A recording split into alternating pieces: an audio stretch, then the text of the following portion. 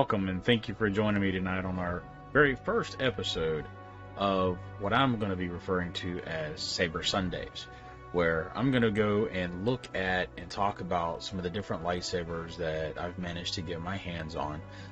At this point, most of them, and except for maybe one or two, are pretty much going to be legacy sabers from Galaxy's Edge. I haven't gotten a lot of custom sabers at this point. I do have some that are on the way. Eventually I will get those, but today we're going to talk about the saber that was requested for me to do first, and that is what I'm going to be calling the Skywalker Legacy Lightsaber. It's referred to, by different people, different ways. Some people call it Anakin's, some call it Luke's. It's referred to on Galaxy's Edge location and on the page as Rey's lightsaber. But it does, it kind of fits more towards that, and I'm going to explain to you why I say that here in just a moment. So let's go ahead and take a look at it. Here's the box that it comes in, and I'm sure a lot of you guys have seen from other YouTubers out there a lot of rundowns on the box and things of that nature, but I want to look at it from a collector standpoint, just like I do with the Kybers, not so much from just any other opinion out there. I want to give you an opinion of a collector like you may be yourself, and what you would be looking at with this. So you got your button on the front to be able to open it up, to be able to get to it, and this box that the saber comes in is the size of the regular size sabers. There's two different size boxes that they come in, well, three I should say now. This being the first size, being a single saber, no attachments, no additional parts that comes with it, just the saber itself. You got some of the larger ones that they're in the second size or the larger case, like your Kylo Ren or your Ahsoka's, that will have a larger case than this. Then you'll see those in a later video. Then you have the even larger size, which only at this point comes with the dark saber, and that just being because of everything that comes with that particular saber.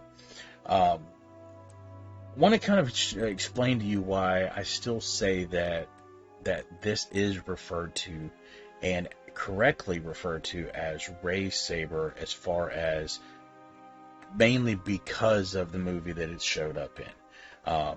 This particular saber, and I'm going to go ahead and put this case down so I can pull the saber out and show you. This saber style, this particular one, comes to us during Rey's beginnings in Force Awakens.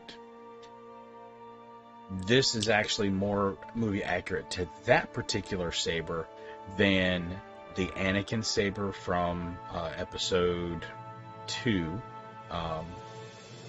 Clone Wars, and or Attack of the Clones, I'm sorry, or the one that Luke gets from Old Ben or Obi-Wan in the original Star Wars movie, or as it's listed as A New Hope. I'm going to explain to you why. With this one here, if you compare, and I've got one of the Master Replicas of Anakin's saber, there is some differences between these two. Unfortunately, this particular style saber, you cannot remove the blade from it unless you take it apart, and I'm not going to do that. But this is a Master Replica version of this saber, which is supposed to be more movie accurate to the one that you would see in the original version, I guess you could say, in Attack of the Clones, that we first see Anakin Skywalker with. What you'll notice is a number of differences between these two. And I'm going to get a little bit closer here for you to be able to see. But as you'll notice, for one, the ignition switch area does have some differences. They look very similar, but you got this clip here is a little different. And try to get it into better light here. The clip that's on there is a different style clip. that is supposed to be on the side, whereas this one here, it looks completely different. This is, if you go and look, this is more accurate to what you're going to see from Anakin's. The soundboard piece on the front here, which is actually your activation switch on this one, there's that difference between them as well. You can see that this one here looks more like circuit board, circuitry, pins almost, where this actually has more of an actual like design. And try to get it in there where you can see there's actually a more of a design to that. And then you can see the difference in the and this is actually the switch, the on and off switch. As I rotate this, you're going to notice that on the top, you have more of a gold color here on this particular insert piece here, where it's red, a reddish color there on that particular area. You'll notice that the grip section here has the four lines in the two areas here, where this has more of almost the diamond plate style on there. They both have the same kind of grip, and as we rotate around, you'll notice they both have the same pin style on there. The emitter is a little different as well. With this one here on the actual Anakins, you can see here the difference in the shape of the emitter side. Let me get a little bit closer, where it's kind of got this taper, in the middle with the flares on the sides there, whereas with the Legacy, it's more just a band on there, the way it looks. The Legacy has these black openings on the bottom where there's just look like an Allen screw. On the Master Replica, you've got, let me move up here, you've got a clear color, almost like gem on the bottom there, whereas this one here has actually got a gold on the end of it there. So you've got gold on both knob locations on the original Anakins, and you've got a clear and then your red on your Rey or Skywalker saber. The ends are different because this one here actually has the wheel for the belt clip on there, whereas there's a D-ring on the Skywalker or the Rey saber on there. And this one has a different sound. It's a little bit more motion sensitive as well, and the blade is a lot better. Just to kind of show you, I'm going to go ahead and use the default blade that you can pick up at Galaxy's Edge. I'm going to make sure I get this lined up right in here. So, looking here, this is the blade style that you get. With this one, you can hear the sound. It's not as sensitive for motions. There's not as much sensitivity in this early release style saber.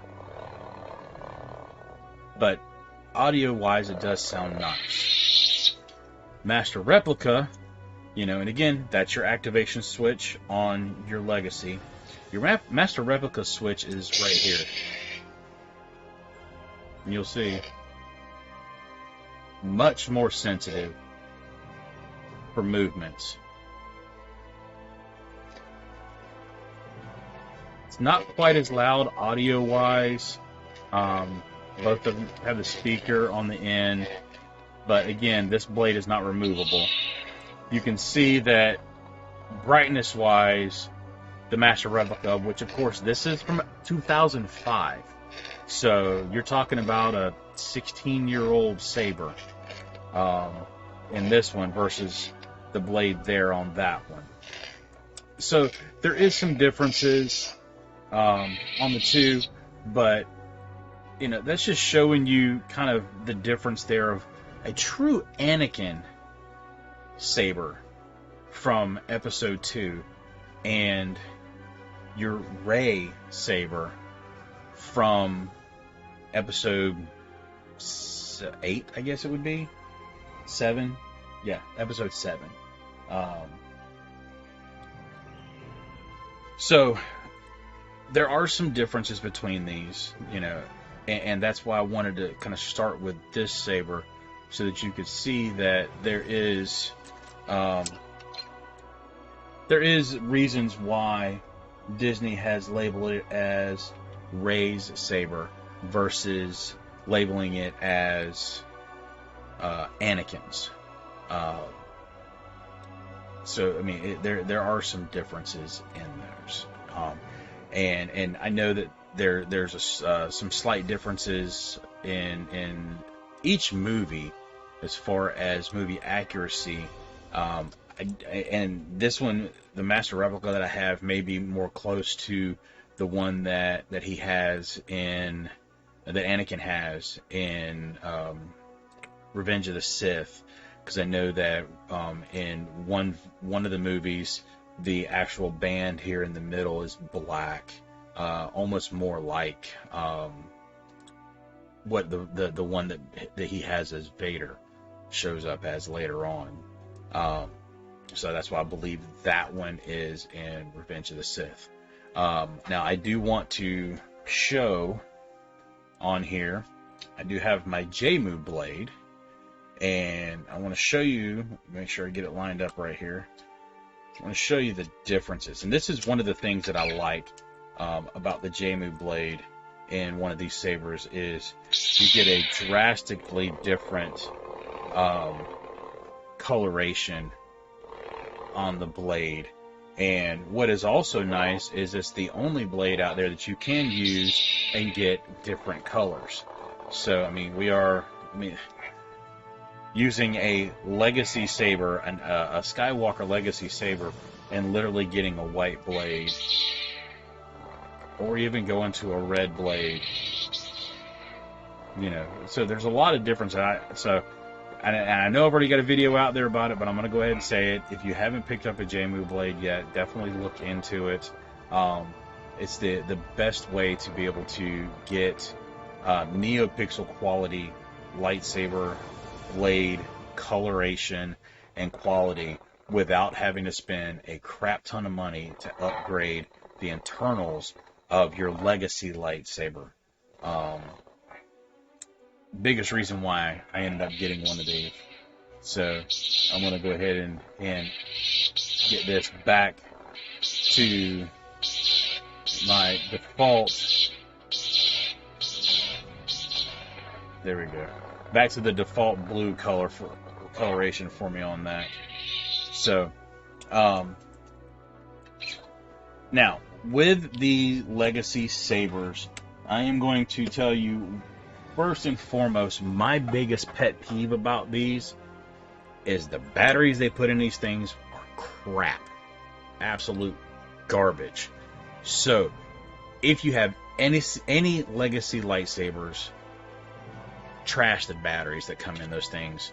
This particular one, the end cap screws off. Each one is a little bit different as far as where you get the batteries. But they're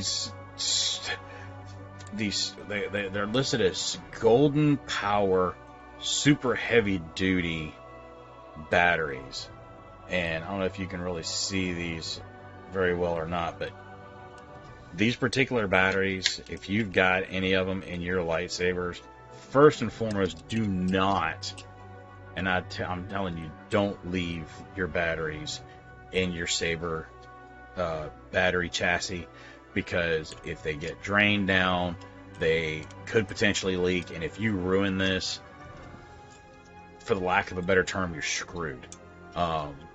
Unless you can find one of them that somebody wants to part with, or possibly find one of the other designs that may match up.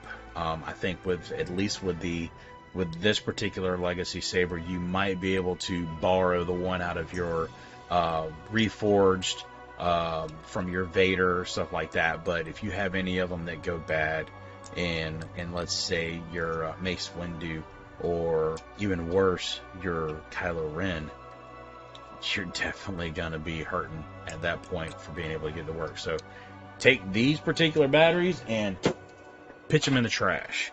Get rid of them. Don't use them.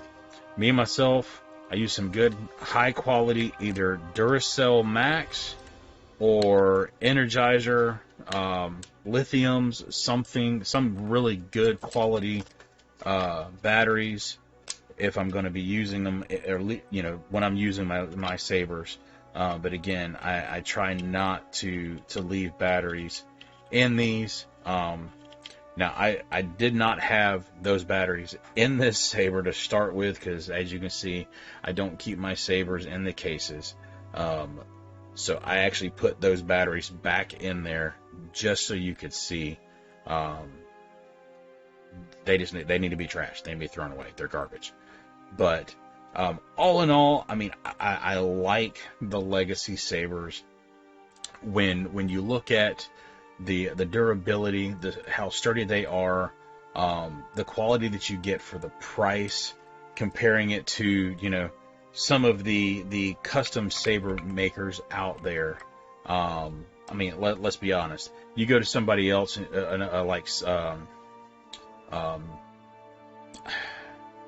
there's so many different saber makers out there nowadays.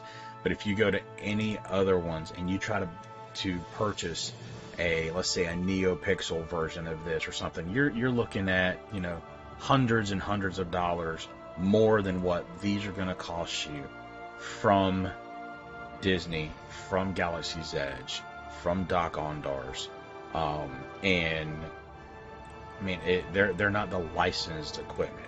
That's one of the things I really like about these, and I believe, and you probably won't be able to see it, but on here there is actual licensed numbers, and it literally says Lucasfilm Limited on it, and it's hard for me to read it here, but it actually has the serial number for them. Each one of your Legacy sabers is going to have the serial number and the licensing on it from LucasArts, from Disney, not LucasArts, but Lucasfilms, and from Disney. So you're getting something that's actually licensed and recognized as being from Disney themselves. It's not a custom made from somebody else.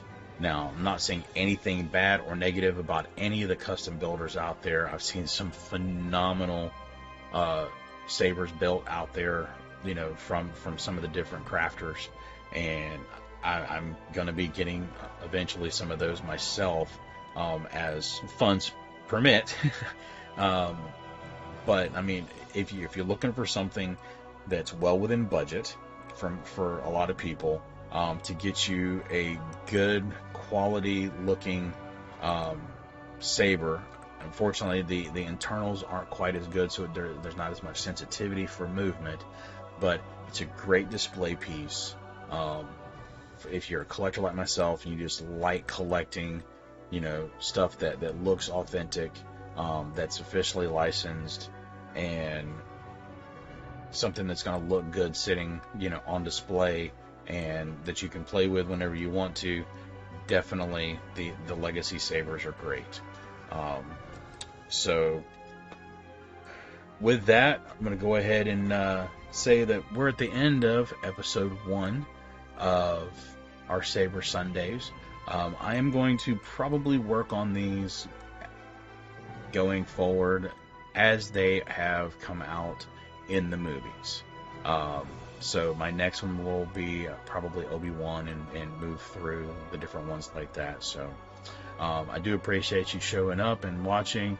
If you've enjoyed the video, do please if you're watching it through YouTube, hit that subscribe button down here, the little bell that's going to be beside that, so that way you can see whenever I release these on Sundays for you guys to be able to enjoy. And if you're on Facebook, give me a like, follow. I appreciate that. And we'll see you next time. As always, may the Force be with you.